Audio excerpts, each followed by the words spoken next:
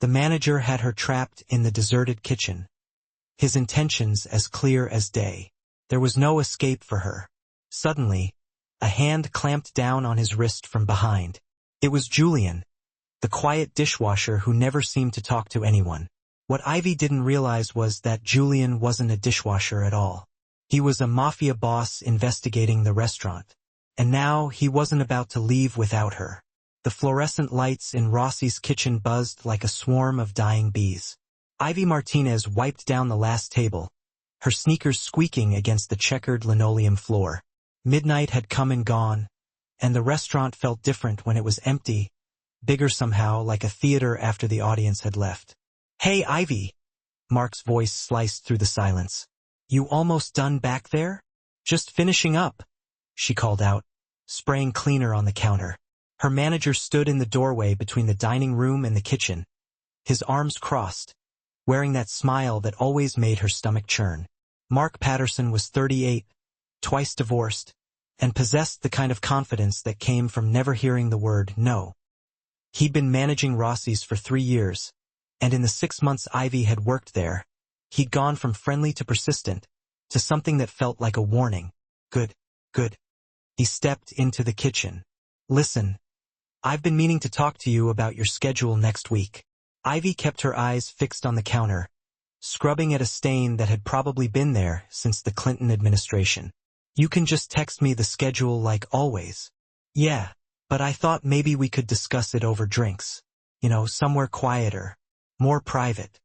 There it was, the 4th time this month. "I'm good, Mark. Thanks, though."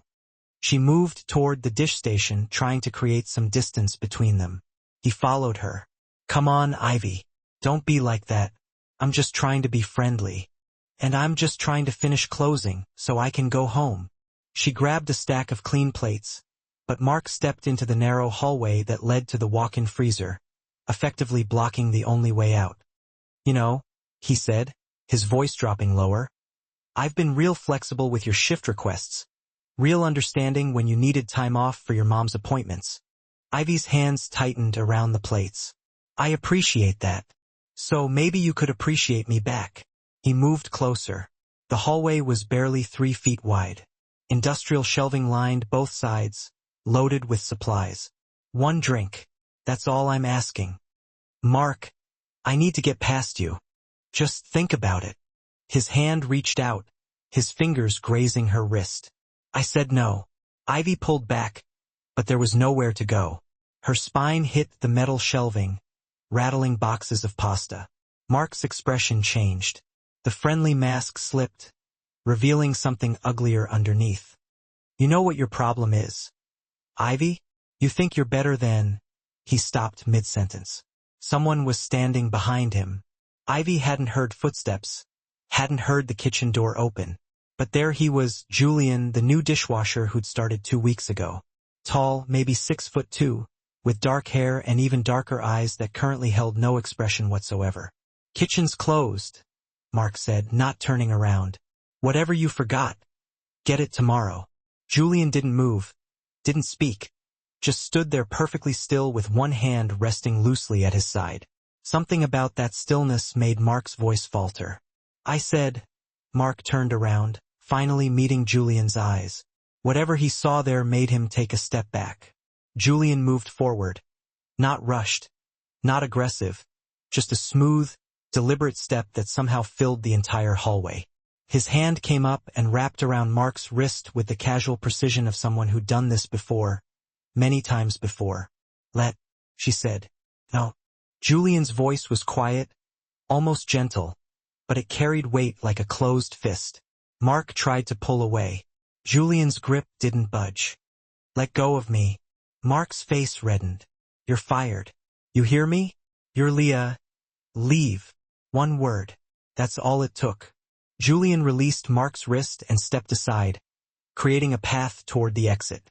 His eyes never left Mark's face, and in them, Ivy saw something that made her breath catch.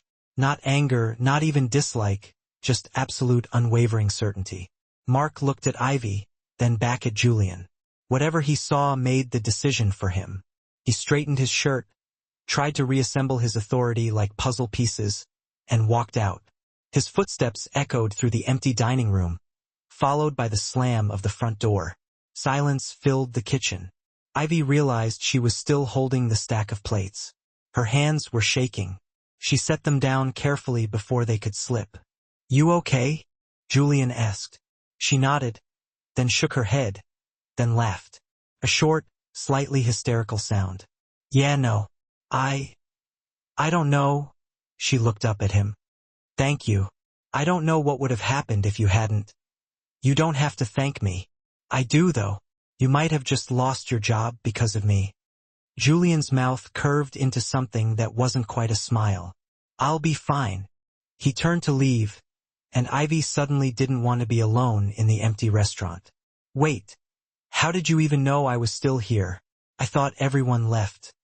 "I was in the back. Heard voices." "The supply room? What were you doing back there?" "Inventory," he said it simply, but something flickered in his expression. "I like to be thorough." Ivy studied him. Julian had been working at Rossi's for 2 weeks, and in that time, she'd learned almost nothing about him. He showed up on time, did his work without complaint, and disappeared during breaks. Never ate with the other staff, never participated in the gossip or the complaints about customers. Just existed at the edges of everything. "I'm Ivy," she said, even though he obviously knew that. "Ivy Martinez. Julian. Just Julian. Just Julian." He moved toward the door, then paused. "You should go home. It's late." "Yeah, I just need to finish." "It's finished. Go home, Ivy." Something in his tone made it clear this wasn't a suggestion, but it didn't feel threatening. It felt protective, which was strange coming from someone she barely knew. "Okay," she said. "Okay. Thank you again." Julian nodded once and left through the back door. Ivy stood in the empty kitchen, her heart still hammering, trying to process what had just happened. She grabbed her jacket from her locker and headed out, but not before noticing something odd. The supply room door was slightly ajar, and through the gap, she could see papers spread across the floor. Not inventory sheets, but financial documents, employee records, something with the restaurant owner's letterhead. Ivy closed the door quickly and left. She told herself it was none of her business. She told herself Julian had probably just been curious. But as she walked to her car under the burnt orange glow of the parking lot lights, she couldn't shake the feeling that she'd just been saved by someone far more dangerous than the person she'd been saved from. The staff room at Rossi's smelled like burnt coffee and cheap air freshener. Ivy sat on the worn couch, scrolling through her phone while the morning shift trickled in. She'd barely slept, replaying last night over and over in her mind. "Did you hear?" Sarah, one of the other waitresses, dropped her bag on the table with a thud. "Mark called in sick today." Ivy looked up. "He did. First time in 3 years." Sarah poured herself coffee, her eyes bright with gossip. "Danny said he sounded weird on the phone, like scared or something." "Maybe he's actually sick," Ivy said, though her stomach twisted. "Or maybe Tommy," the line cook, leaned against the doorframe. "He finally pissed off the wrong person." "What's that supposed to mean?" Sarah asked. Tommy lowered his voice. "I came in early today to prep. Saw the new dishwasher, Julian, leaving the owner's office." Sarah shrugged. "So? Mr. Rossi wasn't even here yet. And the door was locked when I tried it 10 minutes earlier." Tommy's eyebrows raised. "How'd he get in?" Ivy's chest tightened. She thought about those papers in the supply room, the financial documents. "Maybe Mr. Rossi gave him a key," she offered weakly. "Why would he give a dishwasher keys to his office?" Tommy pulled out his phone. "And another thing, last night I was having a smoke out back around 11:30. Saw Julian talking to 2 guys by the dumpsters. Serious-looking dudes in suits. At midnight behind a restaurant? Maybe they were lost," Sarah said. But her tone had changed, uncertain now. "In the alley, both wearing $1,000 suits." Tommy shook his head. "I'm telling you, something's off about that guy." "He seems nice enough," Ivy said, surprising herself by defending him. "Quiet. Keeps to himself. That's what makes him scary." Tommy grabbed a Red Bull from the fridge. You know what I mean? Like most dishwashers, they complain, they talk, they're normal. This guy, he's like a ghost. Shows up, does his work, disappears, never smiles, never jokes, just watches. You're being paranoid, Sarah said. But she glanced toward the kitchen like she was checking if Julian was there. Am I? Carlos said Julian knew how to fix the industrial steamer when it broke yesterday. Just walked over and fixed it in 2 minutes. What dishwasher knows how to do that? Someone who's worked in restaurants before. Ivy suggested. Yeah, maybe. Tommy didn't sound convinced. Or someone who knows how to do a lot of things, professional things. The conversation was cut short when Julian himself walked into the staff room. The energy shifted immediately. Tommy went quiet. Sarah suddenly became very interested in her coffee. Julian moved to his locker, opened it with a key, and pulled out his apron. He didn't acknowledge anyone, didn't seem to notice or care about the sudden silence. Ivy stood up, her heart beating faster than it should. Hey, Julian. He turned, his dark eyes finding hers. Something flickered across his face. Recognition, maybe warmth. Ivy, I just wanted to say thanks again for last night. No need. He tied his apron with practiced efficiency. Mark's not here today, I heard. Julian's expression remained neutral, but Ivy caught something in his voice. Satisfaction, maybe, or confirmation of something he'd already known. Did you? Did you talk to him after? No. He closed his locker. But I don't think he'll bother you again. Sarah's eyes widened. Tommy took a step back toward the door. How can you be sure? Ivy asked. Julian looked at her for a long moment. When he spoke, his voice was gentle, almost kind. Because no one messes with my staff. The words hung in the air. My staff, not our staff, not the staff. You've only been here 2 weeks, Tommy said from the doorway, trying to sound casual and failing. Julian turned to him slowly. That's right. So why do you talk like you own the place? I don't own it. Julian's mouth curved slightly. Yeah. He walked out of the staff room, leaving the 3 of them staring after him. What the hell did that mean? Sarah whispered. Tommy shook his head. I'm telling you, that guy's not a dishwasher. Ivy wanted to argue, wanted to defend Julian again, but she couldn't, because Tommy was right. Julian moved wrong for a dishwasher, talked wrong, had an authority that didn't match his position. Last night, when he'd grabbed Mark's wrist, it hadn't been the clumsy intervention of a good Samaritan. It had been precise, controlled, practiced, like someone who'd done much worse things to much worse people. The lunch rush started, and Ivy found herself watching Julian throughout her shift. He worked the dish station with mechanical efficiency. Never rushed, never flustered, but several times she caught him watching, too. Not her, but the restaurant. The way Mr. Rossi moved through the kitchen, the suppliers who came through the back door, the manager's office with its closed blinds. During her break, Ivy stepped into the alley for air. She'd been out there maybe 30 seconds when Julian appeared beside her, silent as smoke. You should be careful, he said. Of what? Of working here. He pulled out a cigarette, offered her one. She shook her head. This place isn't what it seems. What do you mean? Julian lit his cigarette, exhaled slowly. Just be careful, Ivy. And if Mark comes back, if he tries anything again, you come find me. Understand? Why are you really here, Julian? He looked at her then, really looked at her. And for just a second, the mask dropped. She saw exhaustion underneath and something else. Something like regret. To make things right, he said finally. One way or another. 3 days passed, and Mark returned to work. Ivy saw him arrive through the kitchen window, parking his Honda Civic in the back lot like always. But something was different.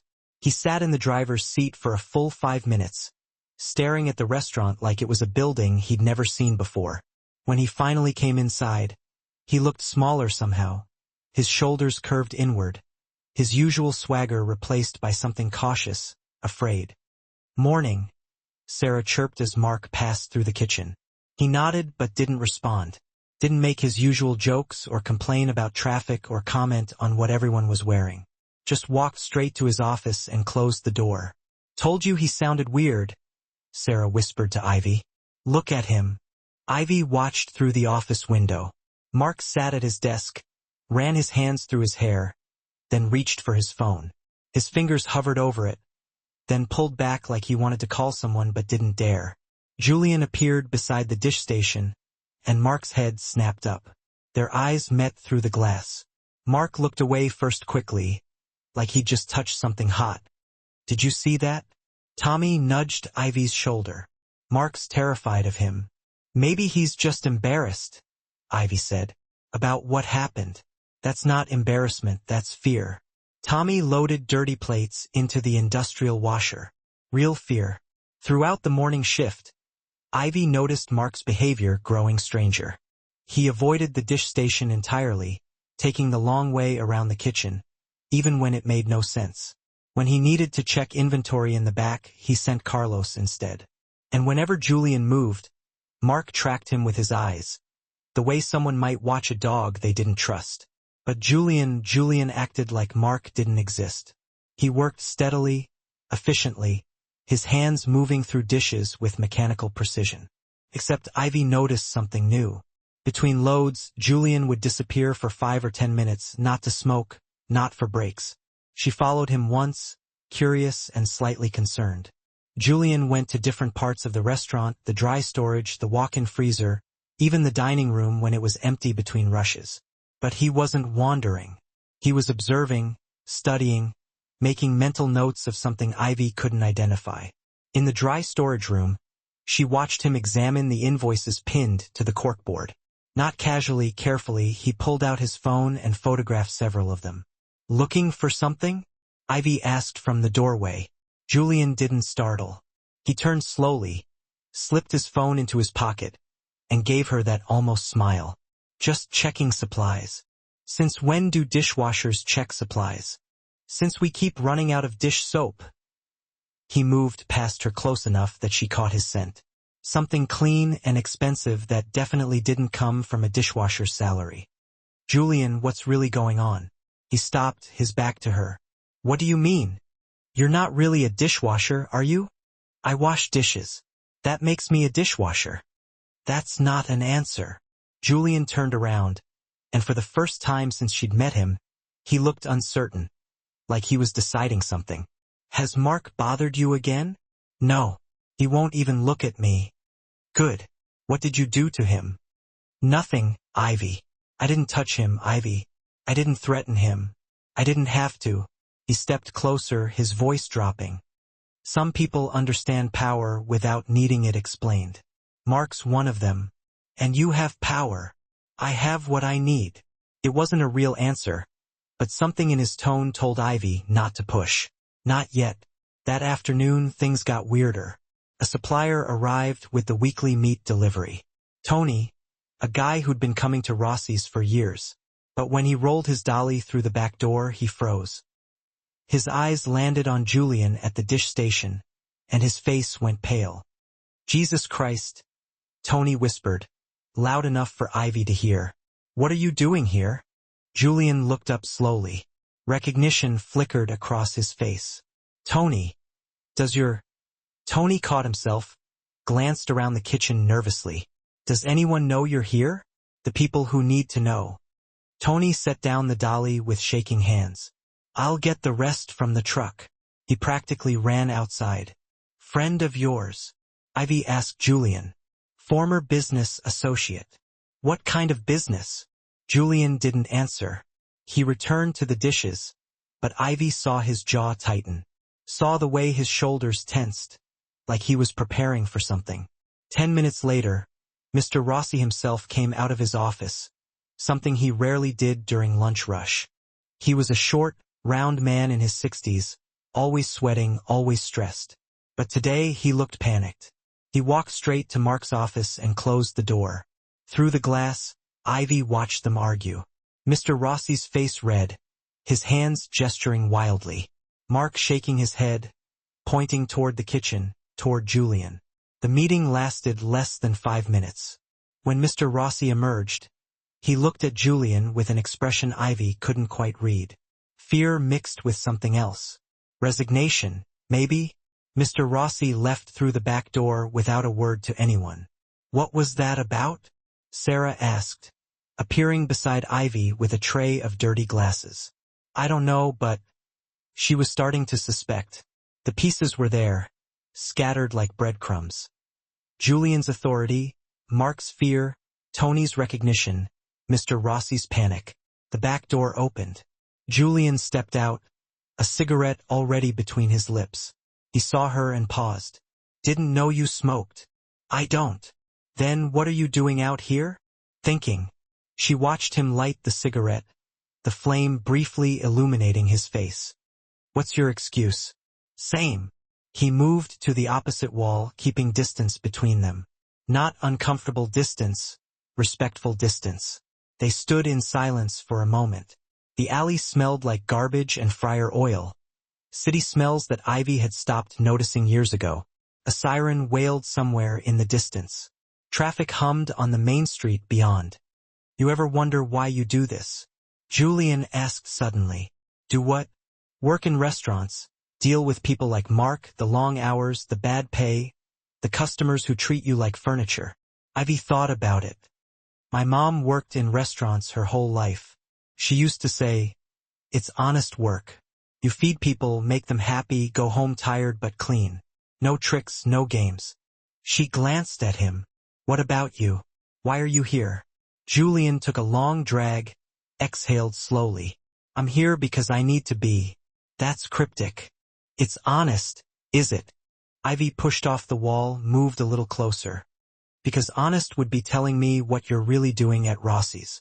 Honest would be explaining why a meat supplier looks at you like he's seen a ghost. Honest would be, you have family? Julian interrupted, his voice gentle but firm. Besides your mom. The question threw her. No, just her. My dad left when I was 8. 2 brothers? No sisters? Something softened in his expression. They're younger.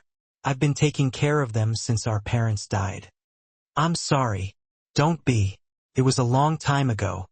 He flicked ash from his cigarette. You're close with your mom? Yeah, she's sick though. Early onset Alzheimer's. Some days she knows me, some days she doesn't. Ivy felt her throat tighten. That's why I work so much.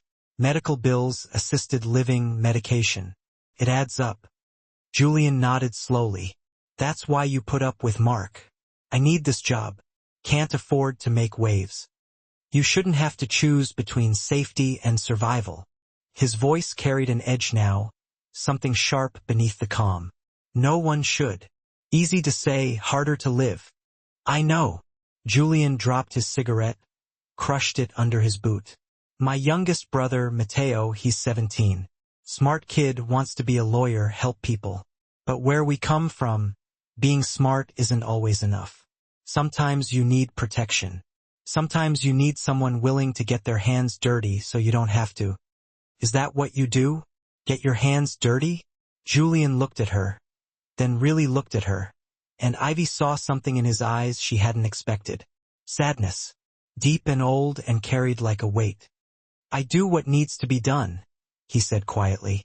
I'm not proud of everything I've done, but I'd do it all again if it meant my brothers got to be better than me. The honesty in his voice startled her. This was different from their other conversations, different from the careful distance he usually maintained. This felt real, raw. What kind of music do you like? Ivy asked, changing the subject before it got too heavy. Julian blinked, surprised. Music? Yeah, I'm guessing not country. A smile flickered across his face. A real one this time. Jazz. The old stuff. Miles Davis, John Coltrane. My father used to play it on Sunday mornings. My mom loves Motown, Ivy said. Diana Ross, The Temptations. She still knows all the words even when she forgets my name. That's how music works. It lives somewhere deeper than memory. They talked for another 20 minutes about bad customers and worse tips, about the best late-night diners in the city, about movies they'd seen and books they'd read. Julian knew literature, real literature, not just bestsellers. He quoted Hemingway casually, mentioned Gabriel Garcia Marquez like an old friend. You didn't learn that washing dishes, Ivy observed. No, Julian agreed. I didn't. So where did you learn it? Another life. He pulled out another cigarette, offered her one again. She surprised herself by taking it. He lit it for her, his hand cupping the flame against the wind. Their fingers almost touched. I don't know what you're doing here, Julian, Ivy said, exhaling smoke that made her cough slightly. But I'm glad you showed up when you did. That night with Mark, I don't know what would have happened. Nothing would have happened, Julian said firmly, because I wouldn't have let it. You can't always be there. Can't you? Something in the way he said it made Ivy's pulse quicken. Not from fear, from something else entirely. The back door banged open. Tommy stuck his head out. Ivy, you got a call. Some guy asking for you. Who? Didn't say. Sounds official, though. Ivy dropped her cigarette, crushed it out. I should go. Julian nodded. Be careful going home. It's 9:30. I know what time it is. Ivy walked back inside, but she felt Julian's eyes on her until the door closed. And for the first time since she'd started working at Rossi's kitchen, she felt something she hadn't felt in a long time, protected for years. The following week unfolded in a peculiar rhythm. Mark was still giving Julian a wide berth, like he was avoiding a hex. Mr. Rossi spent even more time holed up in his office, carrying on furtive phone calls that he'd cut short the second anyone approached. And Julian just kept observing, biding his time, piecing together some puzzle that Ivy couldn't quite make out. Friday night, the closing shift. Ivy finished counting her tips. $63 for 8 hours of work. She stuffed the bills into her pocket. The restaurant was deserted save for Sarah, who was wiping down the bar, and Carlos, who was mopping the kitchen floor. You heading out? Sarah asked, grabbing her purse. Yeah, long week, Ivy replied. Tell me about it, Sarah chuckled. You walking or taking the bus? Walking. There's only 12 blocks, girl. It's almost 11 p.m. Want me to wait with you? I'm good. Go home to your kids. Sarah hesitated, then nodded. Text me when you get home. Okay, I will. Ivy locked the front door behind Sarah and Carlos, then headed toward the back exit. She pushed through the door into the alley, and the November cold nipped at her exposed skin. She pulled her jacket tighter and started walking toward the street. That's when she saw it. A black Mercedes sedan, sleek and expensive, idling at the alley entrance. The windows were tinted, but the back door swung open and Julian stepped out. Not the Julian from the restaurant, in his dish-stained apron and worn jeans. This Julian was wearing a charcoal suit that probably cost more than Ivy's monthly rent. His hair was styled differently, swept back, making him look older, more dangerous. Two men flanked him, both in suits, both built like guys who broke things for a living. One of them said something, and Julian nodded. Then the man opened a briefcase, showing Julian something inside. Papers, maybe money. Julian examined the contents, then closed the briefcase and handed it back. He said something that made both men laugh. Not friendly laughter, business laughter. Boss, we need to move, one of them said, loud enough for Ivy to hear. Carbone's expecting you at midnight. Boss. They called him boss. Ivy's breath caught in her throat. She pressed against the brick wall, hoping the shadows would conceal her, but it was too late. Julian's head turned. His eyes found hers across 30 feet of alley. He froze, and Ivy watched his expression shift through several emotions in quick succession. Surprise, concern, and something that looked almost like regret. Give me a minute, he told the men. Boss, we don't have. I said, give me a minute. The tone left no room for argument. Both men stepped back toward the car. Julian walked toward Ivy slowly, each step deliberate. He stopped about 6 feet away, maintaining distance like he was afraid of spooking her. Ivy, who are you? Her voice came out smaller than she intended. I'm still Julian. Dishwashers don't drive Mercedes. They don't have men calling them boss. They don't. She gestured at his suit, his shoes, the car with its engine purring like a satisfied cat. They don't have any of this. Julian ran a hand through his hair, disrupting the careful styling. No, they don't. So what are you really doing here at the restaurant? It's complicated. Uncomplicate it. Julian glanced back at the car, at the two men watching with barely concealed impatience. Then he looked at Ivy again, and she saw him making a decision. Not here, he said. Not like this. Then where? When? Tomorrow. After your shift. He pulled out his phone, typed something quickly. There's a diner on Maple Street. Rosie's. You know it? Yeah. Meet me there at 10 o'clock. I'll explain everything. He stepped closer, lowering his voice. I know how this looks. I know what you must be thinking, but I need you to trust me until tomorrow. Why should I? Because I could have let Mark hurt you and I didn't. Because I could have ignored what's happening at that restaurant. And I'm not. His eyes held hers. Because, despite everything you're thinking right now, you know I'm not the person you should be afraid of. Boss, one of the men called out. We're late. Julian didn't look away from Ivy. Tomorrow, 10 o'clock, please. He walked back to the car, and Ivy watched him slide into the back seat. The Mercedes pulled away smoothly, its red taillights disappearing around the corner like embers fading. Ivy stood in the alley for a long time, her mind racing. Everything she thought she knew about Julian had just shattered like dropped glass. The quiet dishwasher who fixed steamers and photographed invoices wasn't just observant or careful. He was something else entirely. She thought about the way Mark had looked at him. The terror in Tony, the supplier's eyes, Mr. Rossi's panic, the authority Julian carried like a second skin. Boss. Ivy pulled out her phone, her fingers hovering over the search bar. She typed Julian and organized crime, and Boston, then deleted it. She didn't want to know. Not yet. Not like this. But one thing was certain. Julian wasn't at Rossi's kitchen by accident. He was there for a reason. And whatever that reason was, it involved Mr. Rossi, the restaurant, and something bad enough to require men in expensive suits and midnight meetings. Ivy walked home quickly, checking over her shoulder every few blocks. When she finally reached her apartment, she locked the door with the deadbolt and leaned against it. Her phone buzzed, a text from an unknown number. Thank you for not running. Tomorrow you'll understand, Jay. Ivy stared at the message for a long time. She should have been scared. Should have been planning to quit, to run, to pretend she'd never seen that car or those men or Julian in that suit that changed everything. Instead, she texted back, I'll be there, because despite everything, despite the fear and the confusion and the obvious danger, part of her wanted to understand. Part of her had been drawn to Julian from the moment he'd stepped between her and Mark. Not because he'd saved her, but because he'd seen her as someone worth saving. And that, more than anything, made her willing to hear the truth. Ivy didn't sleep that night. Every time she closed her eyes, she saw Julian in that suit. Saw those men calling him boss. Saw the Mercedes disappearing into the darkness. By morning, she'd convinced herself a dozen times not to go to the diner.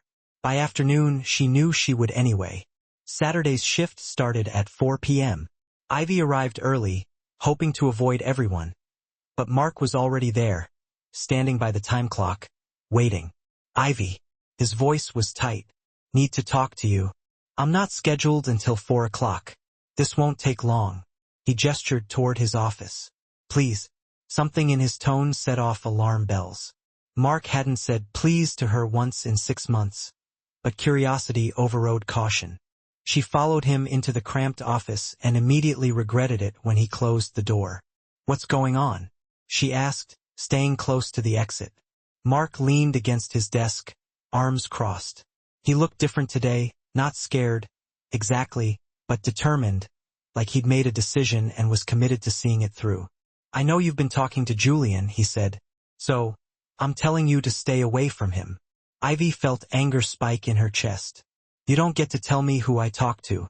I'm trying to protect you, like you were protecting me last week in the kitchen. Mark's jaw clenched. That was a mistake. I know that, but this is different. Julian isn't who you think he is. And who do you think he is? Dangerous. Mark moved closer, lowering his voice. I did some digging, made some calls. Julian Santoro. Ever heard that name? Ivy's stomach dropped.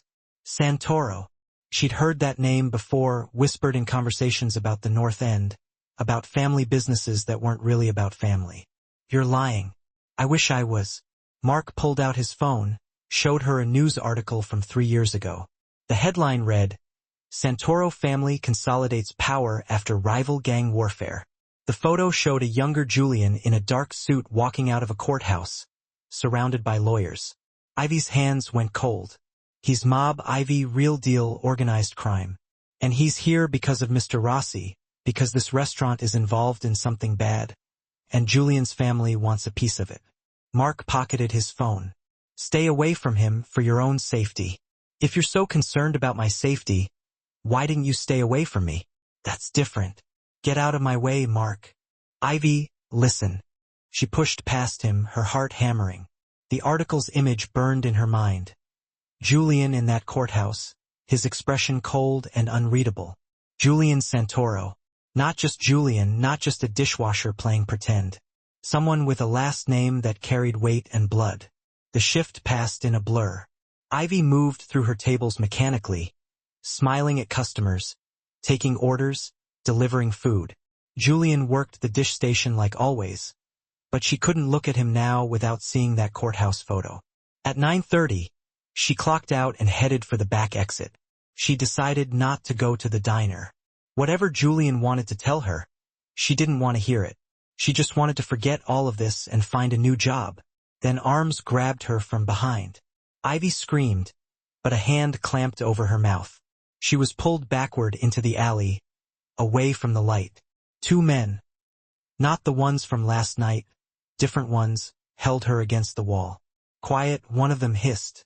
He smelled like whiskey and violence. We just want to talk. Let her go. Julian's voice cut through the darkness like a blade. He stood at the alley entrance, perfectly still, his hands loose at his sides. Behind him, 2 other men materialized from the shadows, the ones from last night, the ones who'd called him boss. The man holding Ivy laughed. Well, the prince himself. Your territory's getting bold, Santoro. This isn't about territory. Let her go now. Or what? You'll start a war over some waitress? I'll end you before it becomes a war. Something in Julian's voice made the threat real. The man's grip on Ivy loosened slightly. His partner shifted nervously. Mark Patterson says, hello, the man said. Says you've been disrespecting him. Thought we'd return the favor. Mark made a deal with you? Julian's voice dropped even lower. That was stupid. He offered us access to Rossi's supply chain. Said we could use it for distribution if we helped him resolve his problem. And his problem is me? He seems to think so. Julian moved forward slowly. His men flanked him, not aggressive, but ready. Here's what's going to happen. You're going to release her. You're going to walk away. And you're going to tell Mark that if he comes near her again, if he hires anyone else to come near her, I'll make him disappear so completely his ex-wives won't even remember his name. Big threats from a dishwasher. Promises. Julian was close now, close enough that Ivy could see his eyes. They were absolutely dead, just certainty. And you're going to tell your boss that Rossi's kitchen is off limits. This restaurant, this staff, this entire block. It's mine now. Anyone who touches what's mine answers to me. Understood? The man holding Ivy released her suddenly. This isn't over. Yes, Julian said quietly. It is. The 2 men backed away, hands raised, trying to maintain dignity and retreat. They disappeared around the corner, footsteps echoing. Julian turned to Ivy. His expression shifted from that dead calm to something almost human, almost afraid. Are you hurt? Ivy shook her head. Her whole body was trembling. Did they? I'm fine. Her voice cracked. Julian reached for her, then stopped himself. I'm taking you somewhere safe. The diner? My apartment is secure. We'll talk there. Julian, I don't. Please, Ivy. And there it was again, that vulnerability beneath the armor. Please let me explain. Let me keep you safe. Ivy looked at this man. This stranger who wasn't a stranger. This criminal who'd saved her twice now. This boss who said, please, like he meant it. She nodded. Okay. Julian's apartment was in the North End, 15 minutes from the restaurant, not the penthouse Ivy expected, but a modest third-floor walk-up above a bakery. His men, Marco and Vincent, she learned, stayed in the car downstairs. Security, Julian called it. Protection? Ivy thought, though she wasn't sure if it was for her or from her. You hungry? Julian asked, unlocking the door. Not really. We're going to the diner anyway. You'll feel better with people around, witnesses. He said it matter-of-factly, like he understood she might still be afraid of him. The diner was exactly what Ivy expected. Red vinyl booths, checkered floors, a jukebox in the corner playing Patsy Cline, a handful of late-night customers scattered throughout. The waitress, an older woman with kind eyes, greeted Julian by name. The usual, honey? 2 coffees and whatever she wants. Julian gestured to Ivy. Just coffee is fine, Ivy said. They slid into a corner booth, far from the other customers. Julian sat facing the door, habit, Ivy realized, always watching the exits. The waitress brought their coffee and left without small talk, reading the room perfectly. Ivy wrapped her hands around the warm mug. Julian Santoro. Yes. Mark showed me an article about your family. Of course he did. Julian added sugar to his coffee, stirred slowly. What did it say? That 3 years ago your family consolidated power after a gang war. That 6 people died. That you walked out of a courtroom free because witnesses recanted their testimony. All true. The casual admission stole her breath. You killed people. I didn't personally pull any triggers in that particular conflict, but I gave orders that resulted in deaths. Yes, he met her eyes. I'm not going to lie to you, Ivy.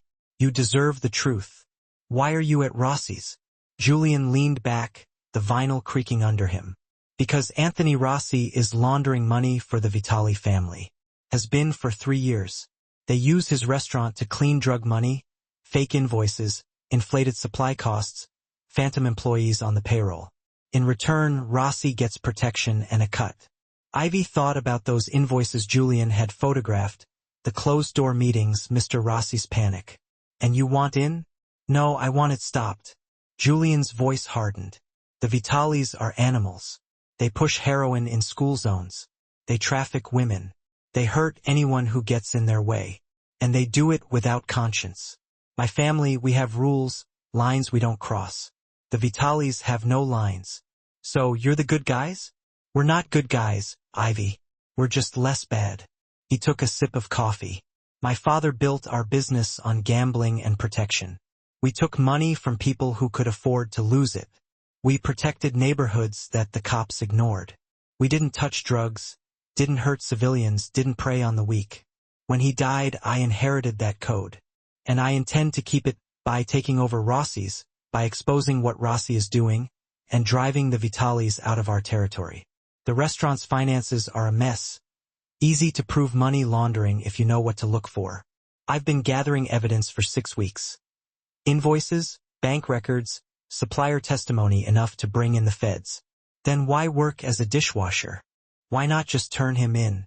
Julian smiled faintly. Because I needed to understand the operation first.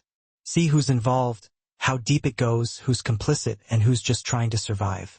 People like you, like Sarah, like Carlos, you're not part of this. You're just caught in it. I needed to know who to protect before I burned it down. And Mark's not part of the laundering. But he's a predator. Uses his position to intimidate staff, particularly women. Mr. Rossi knows and doesn't care, because Mark's good at keeping the restaurant running. Julian's jaw tightened. When I saw him corner you that night, I understood what kind of man he was. Stopping him wasn't strategy. It was necessity. Ivy processed this, her mind spinning. So everything becoming a dishwasher, fixing the steamer, all of it, it was an investigation? Yes. And saving me, was that part of the plan, too? No. Julian leaned forward, his voice dropping. That was personal. I would have protected anyone on that staff from Mark. But you, he stopped, choosing his words carefully. You were different. You worked harder than anyone, treated everyone with respect, never complained. Even though I could see you were exhausted. You reminded me why I do this, why the rules matter, because people like you deserve to work without fear. I don't know what to say to that. You don't have to say anything. I just need you to understand. I'm not at Rossi's to hurt anyone. I'm there to make things right, to give you and everyone else a safe place to work, a fair wage, management that doesn't look the other way when employees are harassed. By taking over the restaurant, by acquiring it legally after Rossi's arrested, my family owns several legitimate businesses, bakeries, construction companies, restaurants. Real businesses with real employees and fair practices. Rossi's will become one of them. And Mark crossed a line tonight. He hired Vitali soldiers to intimidate you to get to me. That makes him complicit in organized crime. He'll be arrested alongside Rossi when the feds move in. Ivy felt a strange mixture of relief and disbelief. When soon?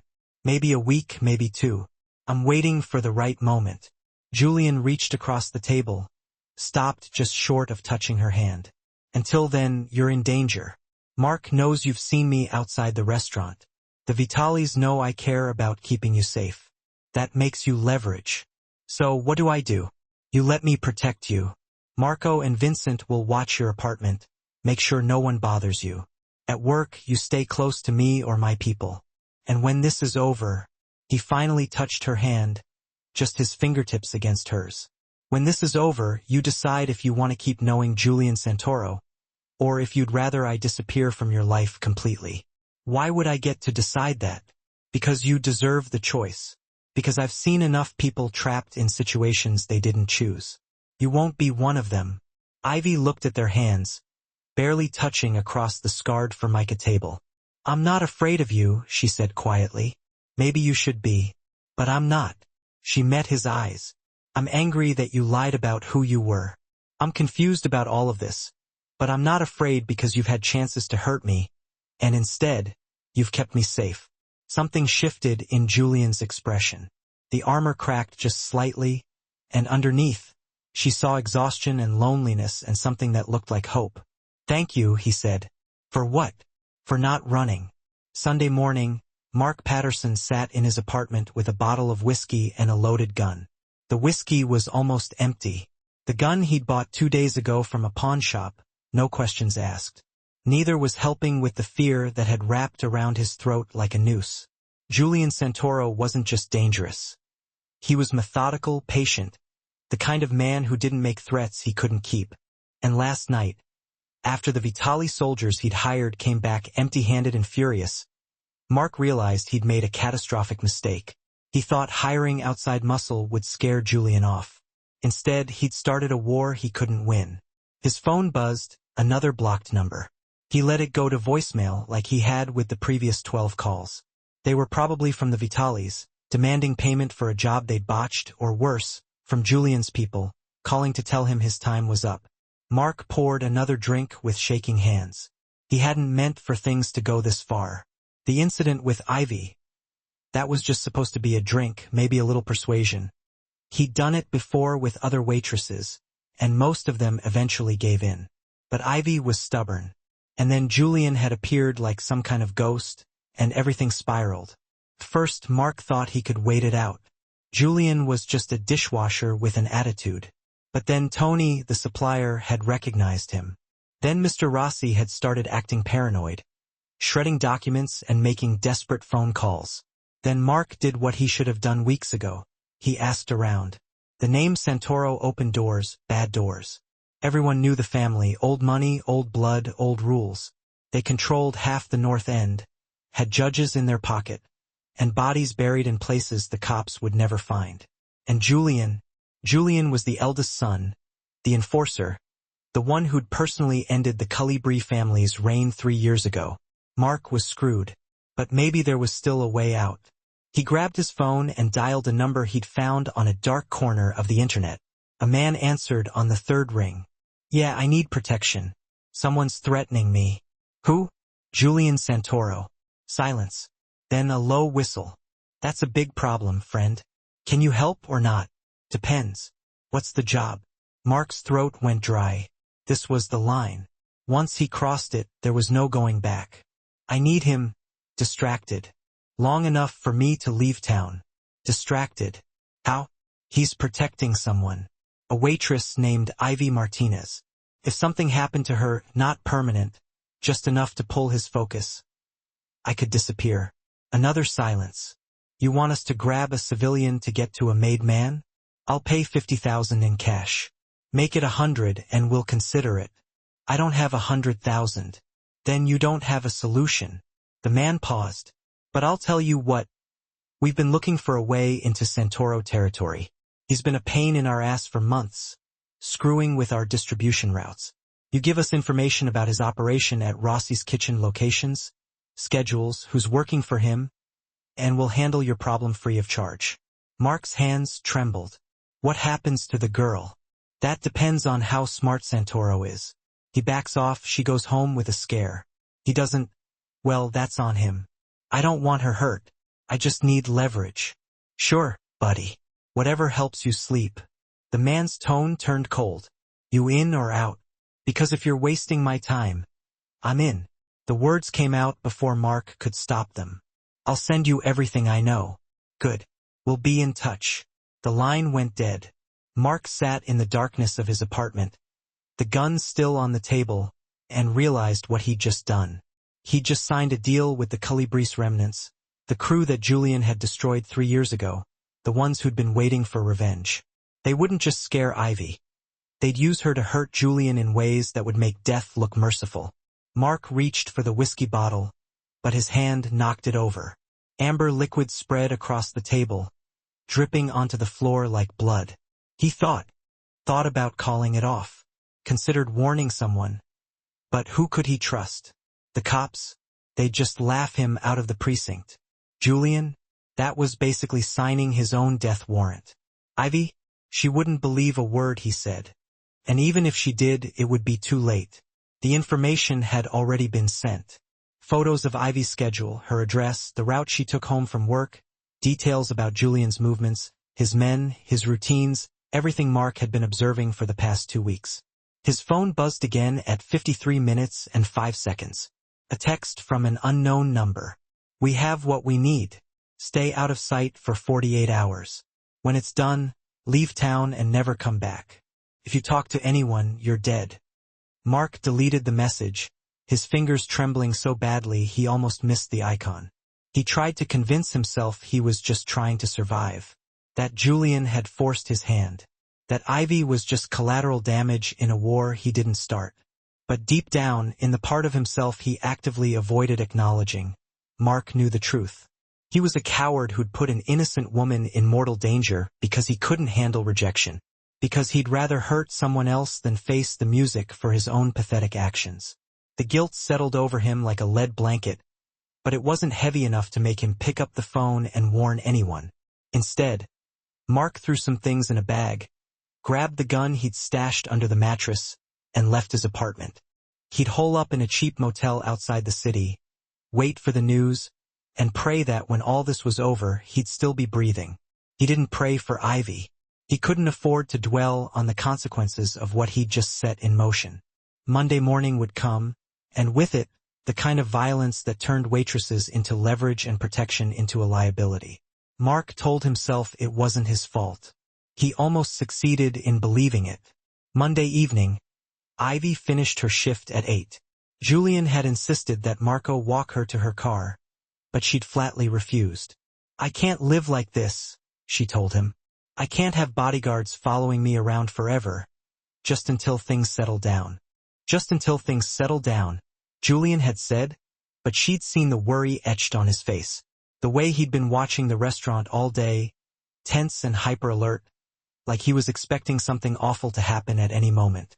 Now, as she walked the 12 blocks to her apartment, Ivy wondered if she should have listened to him. The November wind cut right through her jacket, and the streets seemed more crowded than usual.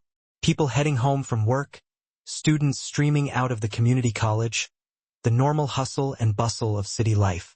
Ivy kept her head down, her hands shoved deep in her pockets, trying to blend in with the throng.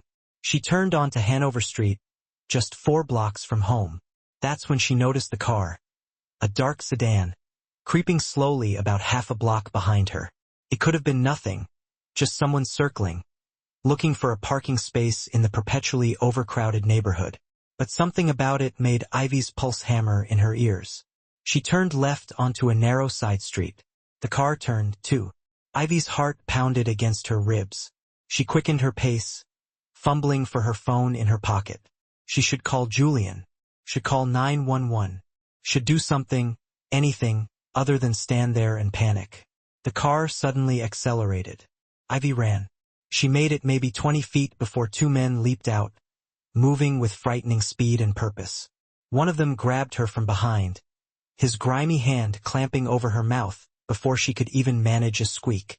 The other one wrenched open the back door of the sedan. "Don't fight," the man hissed in her ear. "Make this easy and you won't get hurt." Ivy bit down hard on his hand. He swore under his breath, loosening his grip just enough for her to scream. One short, sharp sound before he clamped his hand back over her mouth. But it was enough. Tires squealed. Another car, a black SUV, came roaring around the corner so fast it almost tipped over. It screeched to a halt and Marco and Vincent jumped out, guns already drawn and leveled. "Let her go," Marco shouted, his voice a thunderclap in the cold night air. The man holding Ivy froze, momentarily stunned. His partner reached for something under his jacket, a weapon without a doubt, but Vincent was faster. "Don't move." For a long, agonizing moment, nobody breathed. Then headlights flooded the street. Julian's Mercedes appeared, effectively blocking the sedan's escape route.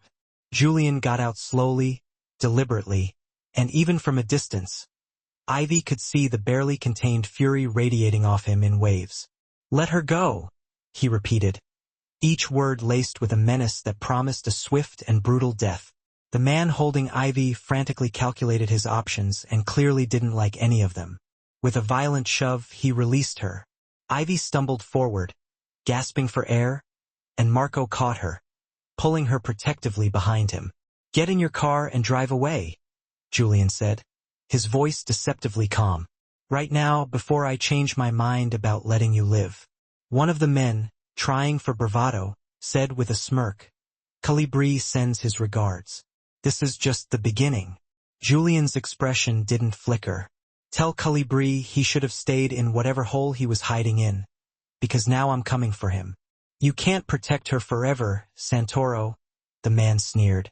"We know where she lives, where she works, where her sick mother stays in that assisted living place on Cam Street." Ivy's blood turned to ice in her veins. They knew about her mother. Julian moved with such blinding speed that Ivy barely saw it. 1 second he was standing calmly by his car. The next, he had the man by the throat, slamming him back against the side of the sedan with bone-jarring force. "You go near her mother," Julian said quietly, his voice a low, deadly growl, "and I will make you beg for death. I will take you apart piece by piece and make sure you stay conscious for all of it. I will destroy everyone you've ever cared about and make you watch. Do you understand me?" The man's face turned an alarming shade of purple. He nodded frantically, his eyes wide with terror. Julian released him, stepped back, and wiped his hand on his pants. "Get out of my city." Both men scrambled back into their car with clumsy haste. The sedan peeled away, tires smoking as it sped off into the night. Julian turned to Ivy, and the incandescent rage instantly vanished from his face, replaced by an expression of raw vulnerability. "Are you hurt?" She shook her head, but her whole body was trembling uncontrollably. "They know about my mom." "I know." He moved closer, his eyes searching her face. And for the first time since she'd met him, Julian looked genuinely shaken. Actually shaken. "I'm sorry. I should have anticipated this. Should have moved faster." "Calibri." Ivy wrapped her arms around herself, trying to stop shaking. "I thought you destroyed his family. I destroyed his leadership. But apparently some of them survived and regrouped. And Mark just gave them everything they needed to come after you." "Mark did this?" "We found evidence. Emails, text messages. He reached out to them yesterday, gave them your information, told them when you'd be walking home." Julian's jaw tightened, his knuckles white as he clenched his fists. "He traded your safety for his escape." Ivy felt a wave of nausea wash over her. Mark had tried to have her kidnapped. The same man who'd cornered her in the kitchen, who'd pretended to be concerned about her safety, had sold her out to criminals. "Where is he now?" she asked, her voice barely a whisper. "Gone. Left town yesterday, but we'll find him." Julian gestured toward the SUV. "Right now, we need to get you somewhere safe, and we need to protect your mother. I need to see her. I need to make sure." Vincent's already on his way to Cam Street with 3 men. "Your mother will be moved to a secure facility tonight. Private care, 24-hour protection. The best doctors, everything she needs. I can't afford. You're not paying for it." Julian's voice was firm, brooking no argument. "This is my fault. I brought this into your life. I'll handle it." Ivy wanted to argue, but a wave of exhaustion crashed over her, leaving her drained and numb. "What happens now?" "Now?" Julian opened the Mercedes door. "Now I end this for good." Marco approached, keeping his voice low and respectful. "Boss, we need to move. Calabrese crew might come back with reinforcements." Julian nodded grimly. "Take Ivy to the safe house. Full security detail. No one gets in or out without my authorization." "What about you?" Ivy asked, her voice laced with worry. "I have work to do." She grabbed his arm, her fingers digging into his sleeve. "Julian, don't do anything stupid." He looked down at her hand on his sleeve, then met her eyes. Something passed between them, an unspoken understanding, a connection that ran deeper than words. "I won't," he said quietly, his voice full of a promise that they both knew was a lie. Julian was going to war and people were going to die. The only question was how many. The safe house was a brownstone in Beacon Hill, quiet and elegant. Nothing like what Ivy had expected from a mob hideout. Gleaming hardwood floors, tasteful furniture, a state-of-the-art kitchen that looked like it belonged in a design magazine. The only things that gave it away were the discreet security cameras and the 2 heavily armed men stationed outside the front door. Marco showed her to a bedroom on the 2nd floor. Bathrooms through there. Kitchens stocked. "Don't open the curtains. Don't answer the door. Someone will be right outside if you need anything." "How long do I have to stay here?" "Until Julian says otherwise." Marco's expression softened slightly. "He's worried about you. I've known him for 10 years. Never seen him like this over anyone."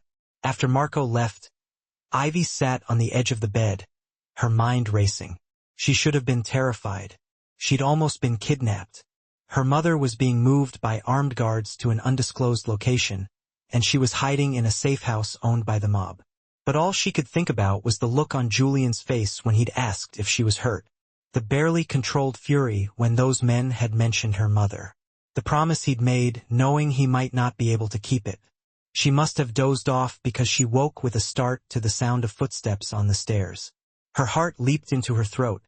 But then she heard Marco's voice outside the door. "Boss, you should get some sleep. You haven't slept in 36 hours. I said I'm fine." The door opened. Julian stood in the doorway, still wearing the same clothes he'd had on earlier. But they looked different now, rumpled and travel-worn, stained with something dark on the sleeve. His knuckles were bruised and split. "You're awake," he said, his voice rough with fatigue. "What happened to your hands?" "Nothing important."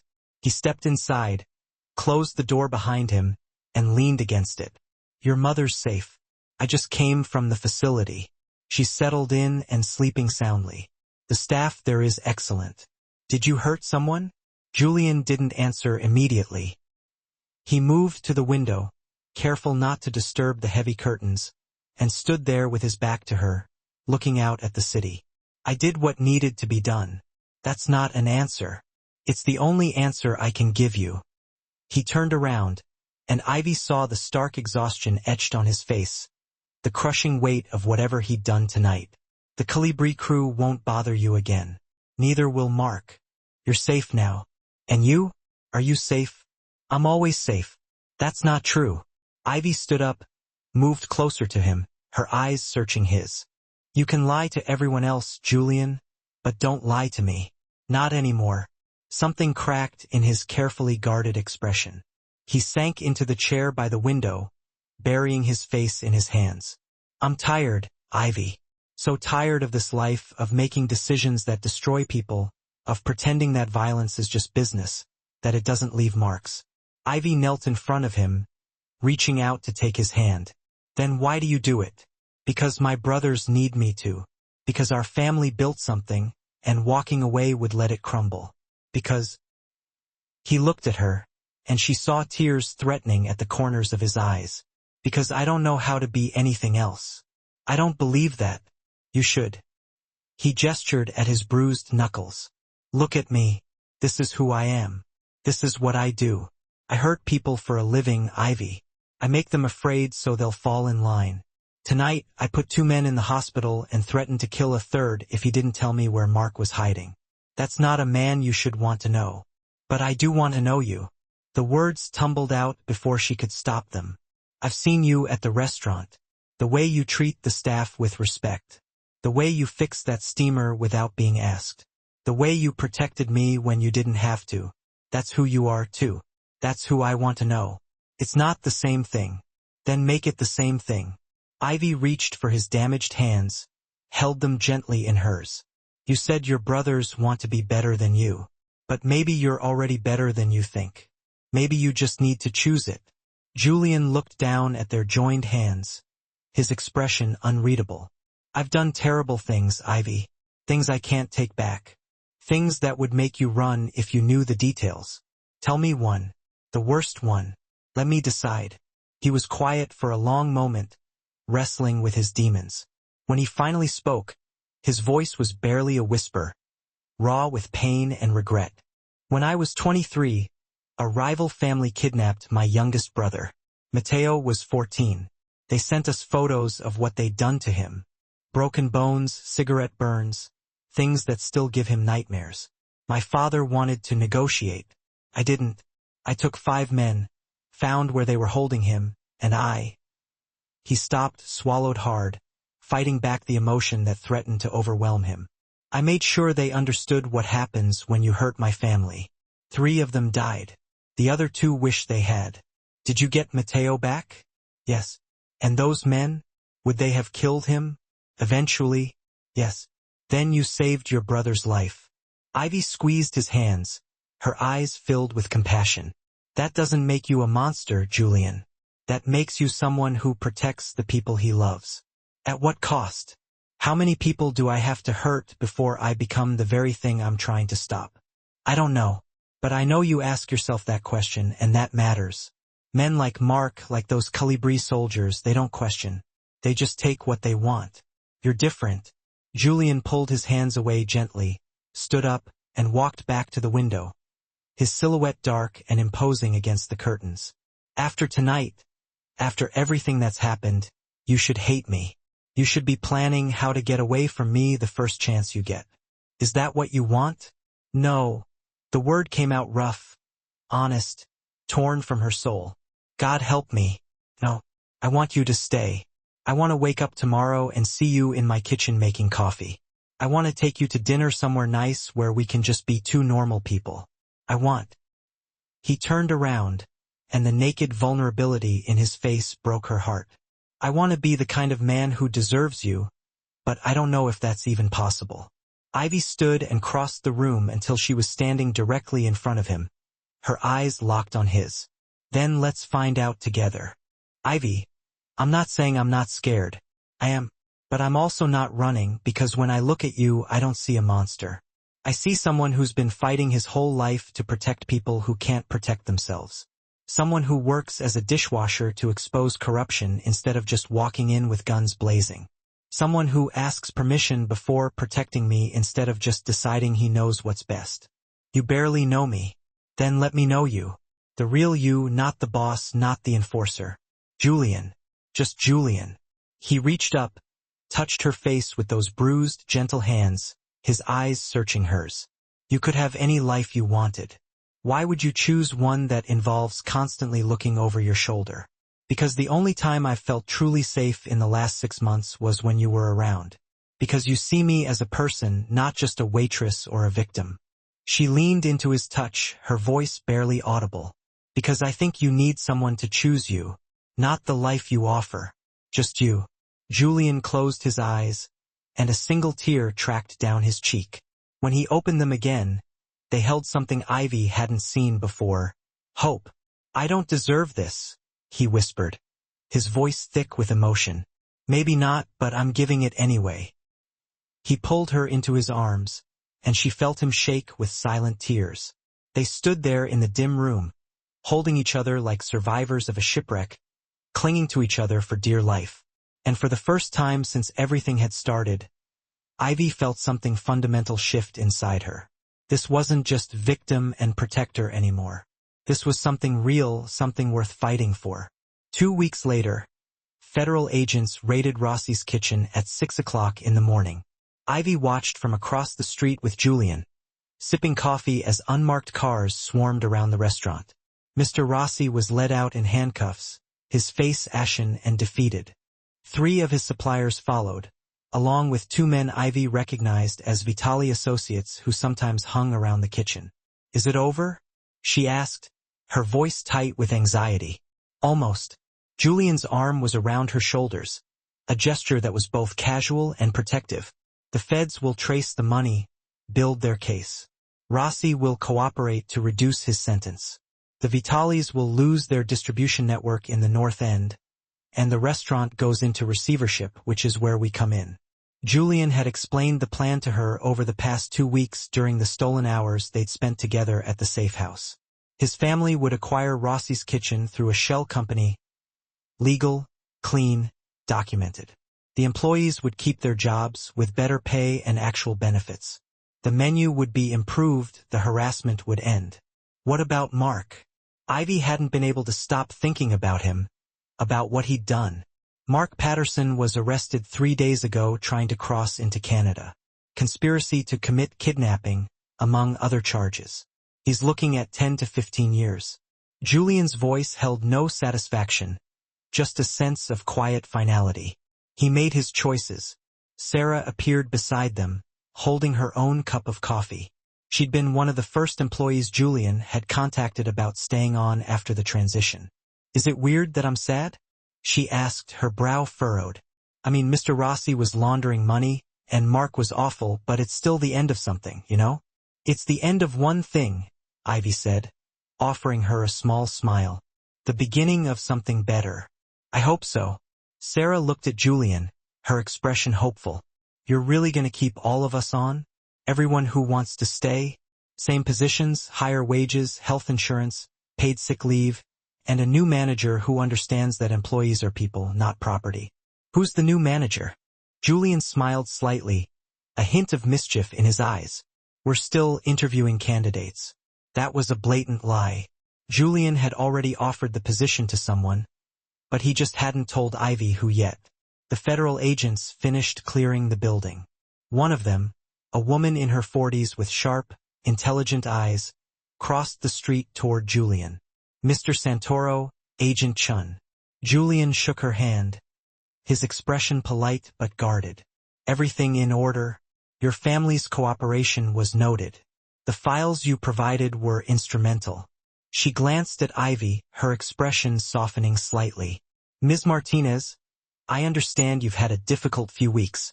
I'm sorry you were caught up in all of this. I'm okay. Ivy said, though okay felt like a gross understatement. She'd spent the past 2 weeks immersed in Julian's world, meeting his brothers, learning about his businesses, understanding the careful line he walked between legitimate enterprise and the family's shadowy legacy. Agent Chun handed Julian a thick folder. The paperwork for the acquisition. Once the judge signs off, ownership transfer to Santoro Holdings should be finalized by Monday. Thank you. After Agent Chun left, Sarah turned to Ivy, her eyes wide with disbelief. So, you're really dating a guy who just bought our restaurant by getting the owner arrested. When you put it like that, it sounds kind of weird, Ivy admitted, wincing slightly. It is weird, but also kind of romantic in a very illegal way. It's not illegal, Julian said mildly, amusement dancing in his eyes. Everything we did was by the book. We just knew which book to read. Sarah laughed. I'm going to pretend I understand what that means. See you guys later. After she left, Ivy turned to Julian, her heart filled with a mixture of excitement and apprehension. So what happens now? Now we rebuild. New equipment, better suppliers, actual training for the staff, and we make Rossi's kitchen into what it should have been all along. A good place to work. And that position you're interviewing for? Julian pulled an envelope from his jacket pocket, a knowing smile playing on his lips. I wanted to wait for the right moment. Ivy opened it, her breath catching in her throat. Inside was an official job offer. Assistant manager, Rossi's kitchen, with a salary that made her eyes widen, generous benefits, profit sharing, and a signing bonus that would more than cover her mother's care for the next 6 months. Julian, this is what you're worth, Ivy. What you've always been worth. He turned her to face him, his eyes filled with genuine warmth and admiration. You know that place better than anyone. You know the staff, the customers, the flow of service. You've been doing management work for server pay. This just makes it official. But people will think, I only got it because of you. Let them think what they want. You earned this, Ivy. I'm just the one finally paying attention. He brushed a strand of hair from her face, his touch gentle and reassuring. But if you don't want it, if you want something else entirely, tell me now. This is your choice. Ivy looked at the restaurant, her restaurant in a way, after 6 long months of serving tables, dodging Mark's unwelcome advances, and dealing with Mr. Rossi's blatant neglect. She thought about Sarah and Carlos and Tommy, about the possibility of making things better for all of them. I want it, she said, her voice firm and resolute. I want to help rebuild it. Then it's yours. That evening, Julian called a meeting with the remaining staff. 23 people crowded into the dining room. Servers, cooks, dishwashers, hosts, all of them uncertain, worried about their jobs, their futures. Julian stood at the front of the room, and Ivy watched him effortlessly shift into the role he was born for. Confident but not arrogant, clear but not cold, a natural leader. I know you have questions, he began, his voice calm and steady, about what happens next, about your jobs, about whether you can trust me. So I'll be direct. Rossi's Kitchen has new ownership as of today. My family's company, Santoro Holdings. We own 4 other restaurants in Boston, all legitimate businesses with good reputations. Tommy raised his hand, his expression anxious. What happens to us? You keep your jobs if you want them. Same positions, better pay, actual benefits. We're investing in new equipment, better ingredients, professional training. This place is going to become what it should have been. Somewhere you're proud to work. And if we don't want to stay? Carlos asked, his voice barely audible. Then you leave with good references and 2 months severance pay. No hard feelings. This is your choice. The room was quiet for a long moment, the tension palpable.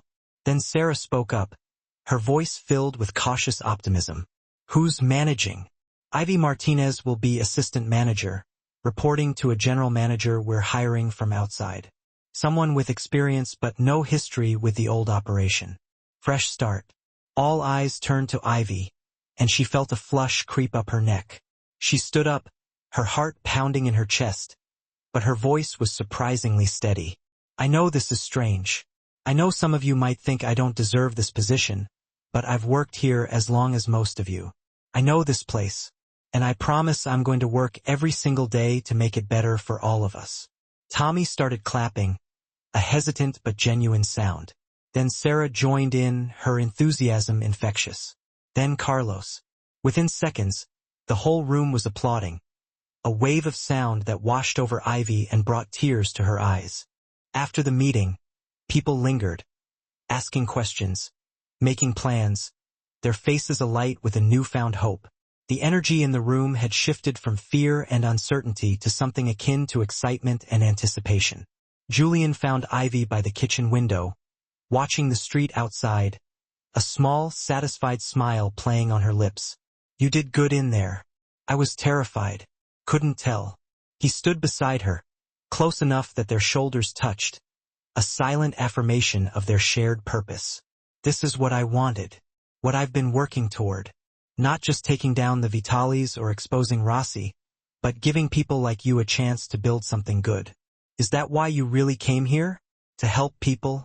No, Julian admitted, his voice low and honest. "I came here for business, for territory and power and all the things my family deals in. But somewhere along the way it became about more than that. About you, about making sure you didn't have to choose between safety and survival. You changed my life, Julian. You changed mine first." They stood side by side as the sun dipped below the horizon, casting long shadows over the city, watching their restaurant, their shared dream taking shape. And for the first time in what felt like forever, a sense of serenity settled over them, a feeling so rare in their chaotic world. Peace. 6 months slipped by, and Ivy turned the key in the lock of what used to be Rossi's kitchen. No, she corrected herself, she needed to let that name go. The sign out front now proudly proclaimed, "The North End Table," and the restaurant was almost unrecognizable as the place where Mark had trapped her in the hallway. New floors gleamed, fresh paint brightened the walls, and the menu offered exciting new dishes. But more than that, a new energy pulsed through the space. The staff now smiled, their laughter echoing through the dining room. Cece arrived for her shifts without that haunted look, the look that comes from feeling chronically undervalued and perpetually afraid. Sarah had been promoted to head server, thriving in her new role.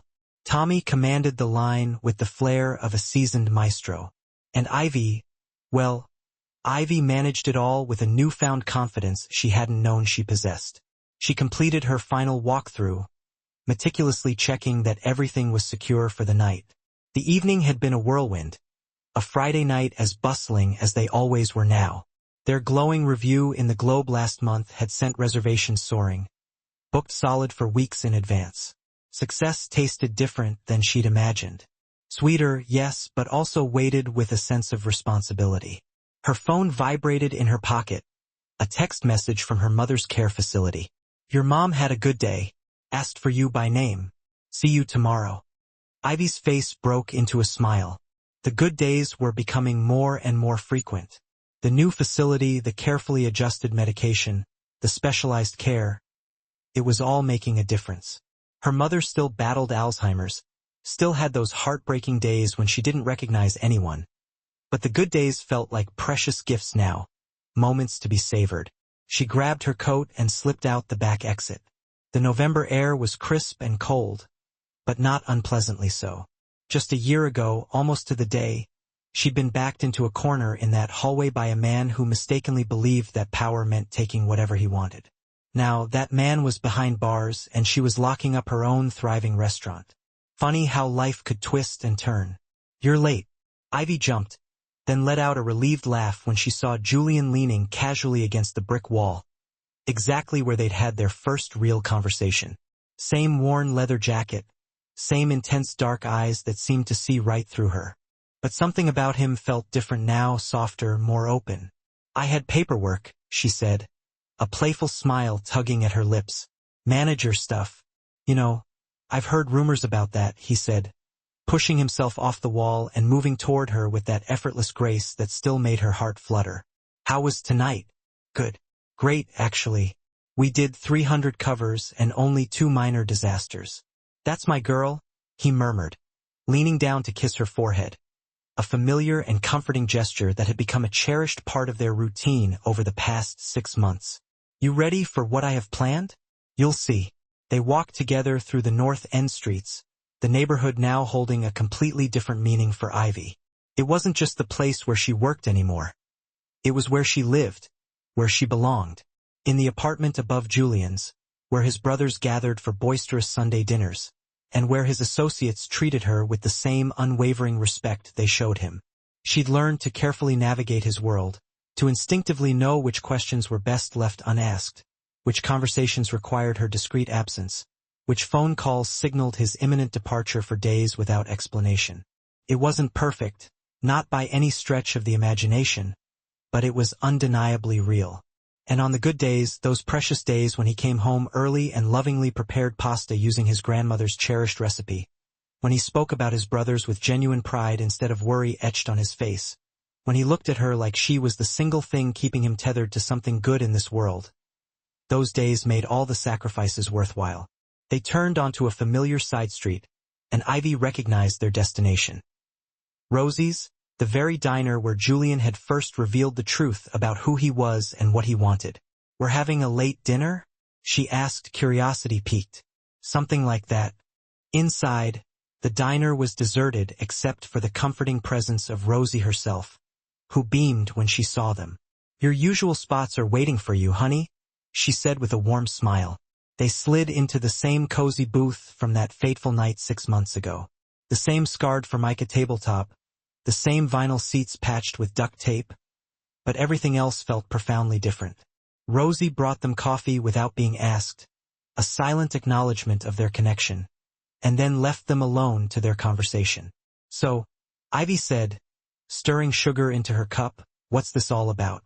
Julian reached across the table and gently took her hand in his. His knuckles had healed months ago, but she could still discern the faint scars, permanent reminders of the night he'd almost lost her. "I've been thinking," he started, then abruptly stopped, his brow furrowed. Julian never hesitated, never struggled to find the right words. But now he looked almost nervous, a vulnerability she rarely saw. "About what you said that night in the safe house, about choosing me, not the life I offer. I remember I didn't believe you then, didn't think it was possible for someone to look at all of this," he said, gesturing vaguely, encompassing the entirety of his complex and often dangerous world, "and choose to stay. But I did stay. You did. You stayed through federal investigations and veiled threats from rival families and my overprotective brothers interrogating you at Sunday dinner. You stayed when I had to disappear for 3 days to handle business in New York. You stayed when you could have easily taken that manager job at the seaport and never looked back." "Where's this going, Julian?" He reached into his jacket pocket and carefully retrieved something. A small velvet box that sent a jolt of anticipation through Ivy, catching her breath in her throat. "I'm not proposing," he said quickly, his eyes searching hers. "Not yet, anyway. Not until you're absolutely ready, if you're ever ready. But I wanted you to have this." He opened the box. Inside, nestled on a bed of satin, was a key. Old, brass, worn smooth from years of use. "It was my mother's," Julian said quietly, his voice tinged with emotion. "The key to her house, the one my father bought her when they first got married. It's been in my family for 40 years, and I want you to have it." Ivy shook her head, her voice barely a whisper. "Julian, I can't. The house is mine now. I've been renovating it slowly but surely. 3 bedrooms, a real kitchen, a garden out back. It's in a quiet neighborhood, far away from all of this, from everything. Somewhere safe. Somewhere we could—" He stopped, swallowed hard. "Somewhere we could build something that's just ours. Not the restaurant, not the business, just us." Ivy stared at the key, understanding the profound weight of what he was offering her. Not marriage, not yet, but something far more significant. Commitment, a shared future, a deliberate choice to build a life together that existed both outside of his dangerous world and somehow, impossibly, within it. "There's a room for your mother," he continued, his voice thick with sincerity. "If she gets worse, if the facility isn't enough, there's space for her, for us, for whatever we might need." Ivy looked up at him, truly seeing him for the first time. This man who'd rescued her from harassment and introduced her to danger and somehow, against all odds, given her a life she'd never even dared to dream of wanting. "Okay," she said, her voice trembling slightly. Okay. I want the key. I want the house. I want—" Her voice caught in her throat, overwhelmed by emotion. "I want Sunday dinners and endless renovations and ridiculous arguments about paint colors. I want all of it." Julian's face broke into a genuine smile, lighting up his features. "Really?" smiled. And the pure, unadulterated joy in his face was worth every single difficult moment that had led them to this point. "There's one condition," Ivy added, a playful glint in her eyes. "Name it. We plant tomatoes in the garden. My mom used to grow them before she got sick. I want that back." "Done," he said without hesitation, his smile widening. He slid the key across the table, and Ivy reached out and picked it up, feeling its weight in her palm. Its history, she thought, a tangible connection to a life she was only beginning to understand. She thought about the girl she'd been just a year ago, tired, scared, backed into a corner in a hallway with seemingly no escape. And then she thought of the woman she was now. Stronger, braver, standing beside someone who'd seen her not as something to possess, but as someone worth protecting. "I love you," she said, the words surprising them both. Julian's eyes widened, then softened, filled with an emotion she recognized as pure adoration.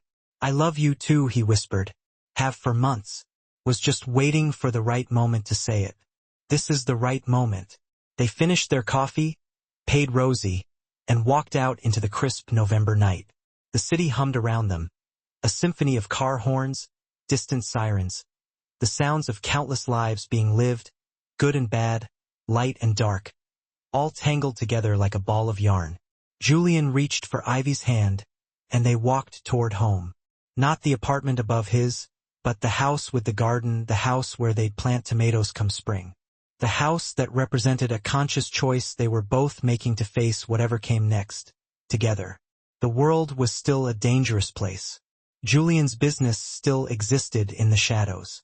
There would inevitably be more late-night phone calls, more carefully worded questions, more moments when Ivy would have to choose between comfort and unflinching truth.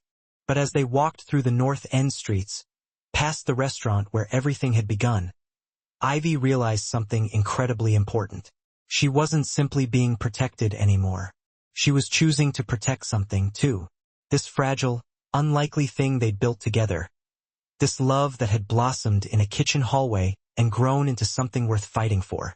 Julian squeezed her hand, his touch reassuring. "You ready?" Ivy squeezed back, her grip firm.